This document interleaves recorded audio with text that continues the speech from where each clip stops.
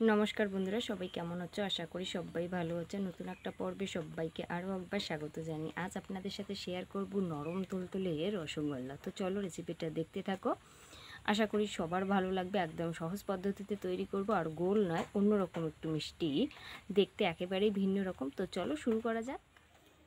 বানানোর জন্য এই জায়গায় আছে দুধ। তো এটা কিন্তু আগের থেকেই জাল করাই দুধ ছিল, কিন্তু এতটাই জাল করা কিন্তু ঠিক নয়। মানে উনুনে যেহেতু বসাই দিছি দুধটা একদম লাল টকটকে, কিন্তু যেহেতু উনুনে জাল করা তাই একটুখানি কিন্তু এটা লালচে হবে। আর যদি দুধ খুব লাল হয় তাহলে কিন্তু ছানাটাও লাল হবে। আপনারা এত কিন্তু লাল করতে যাবেন না। আমার কারণ হচ্ছে উনুনে বসিয়ে দেওয়ার পরে কিন্তু কিছুক্ষণ পরে দেখতে পাচ্ছি লাল টকটকে হয়েছে। কিছুটা দুধ যেহেতু আমি ছানা ফাটাবো আর কিছুটা দুধ থাকবে বাড়িতে খাবো, তাই লাল লাল করেই খাবো। তো যাই হোক, এরপর একটুখানি হালকা মতো গরম করার পরে দিয়ে দিলাম ছানার যে জল, সেটা দিয়ে কাটিয়ে নিলাম। আপনারা চাইলে লেবু রস বা ভিনিগার দিয়ে কাটাতে পারেন। তো খুব সহজেই কিন্তু ছানা কাটে, আপনারা দেখতেই পাচ্ছেন একটু লাল লাল হবে, যেহেতু দুধটা খুব জাল করা আর ছানাও কিন্তু কম হবে। আপনারা কিন্তু যদি ছানা আর কি তৈরি করেন তাহলে দুধটা বেশি জাল করবেন না, একদম অল্প জাল করার পরেই কিন্তু ভিনিগার বা লেবু রস বা ছানার জল দিয়ে কিন্তু ছানাটা কাটিয়ে নেবেন, তাহলে অনেকটা ছানা বেরিয়ে আসবে আর একদম সাদা ধবধবে হবে।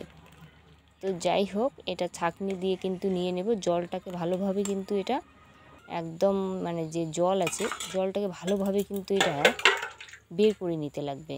যেহেতু ছানা কাটিয়ে নিলাম তো সেই জন্য আরও কিন্তু পরিষ্কার জল দিয়ে ধোয়ার পরে ছানাটাকে একদম জল ঝরিয়ে নিতে লাগবে, যাতে এক্সট্রা কোনো জল না থাকে ছানার মধ্যে, তাহলে কিন্তু ভালো হবে না মিষ্টিটা।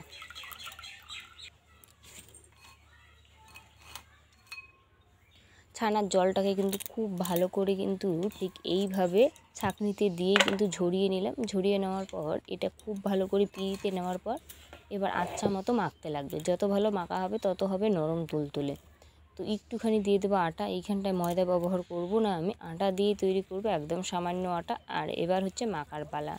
এই কাজটাই হচ্ছে মিষ্টির মানে মেন আর কি, সব থেকে মানে মেন পয়েন্ট হচ্ছে ছানাটাকে ভালোভাবে মাখিয়ে নেওয়া।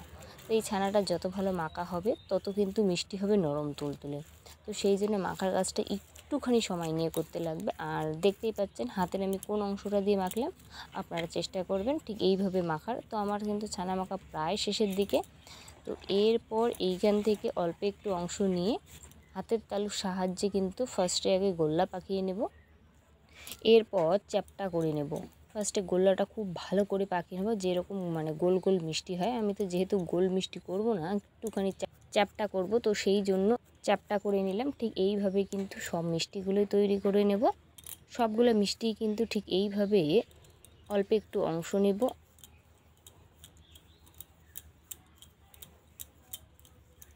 অল্প একটু অংশ নিয়ে ফার্স্টে গোল্লা পাকিয়ে এইভাবে চ্যাপটা করে নেব।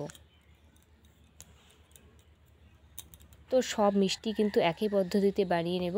বানানো তেমন কোনো বিষয় নেই, আপনারা তো সবাই গোল মিষ্টি খান, তো এইভাবে একবার চ্যাপটা মিষ্টি খেয়ে দেখুন আর কি, খেলে বেশ ভালোই লাগবে। একেবারে অন্যরকম একটা মিষ্টি, দেখতে একেবারে অন্যরকম। সবাই তো গোল মানে রসগোল্লাই আমরা খাই, তো চ্যাপটা রসগোল্লা সচরাচর দেখা যায় না।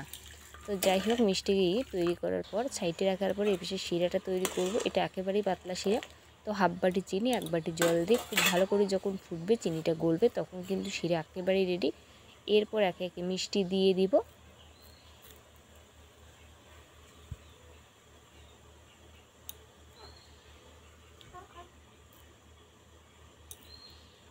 মিষ্টিটা কিন্তু দিয়ে এটা ঢাকনা দিয়ে রাখতে লাগবে মিনিমাম 5 মিনিটের মতো, তবেই কিন্তু পারফেক্টভাবে মিষ্টি তৈরি হবে। আর দেখুন, আপনারা দেখে হয়তো বুঝতেই পারছেন এই মিষ্টি একেবারেই ফুলে ফুটে যাচ্ছে। তো ফিরে আসি 5 মিনিট পর। আপনাদের ঢাকনাটা খুলে দেখাচ্ছি মিষ্টিটা করে কতটা সুন্দরভাবে রেডি হয় খুব সহজে এই মিষ্টিটা। আপনারা দেখে বুঝতেই পারছেন মিষ্টি কিন্তু সবগুলোই ঠিক যখন উপরে মানে শিরের উপরে ভাসবে তখন বুঝতেই পারবেন মিষ্টি রেডি। আর আপনারা দেখতেই পাচ্ছেন কতটা ফুলে গেছে। সব মিষ্টি রেডি, সব মিষ্টি এবার তুলে নেব। আশা করি রেসিপিটা ভালো লাগবে। ভালো লাগলে অবশ্যই লাইক কমেন্ট শেয়ার করে দেবেন।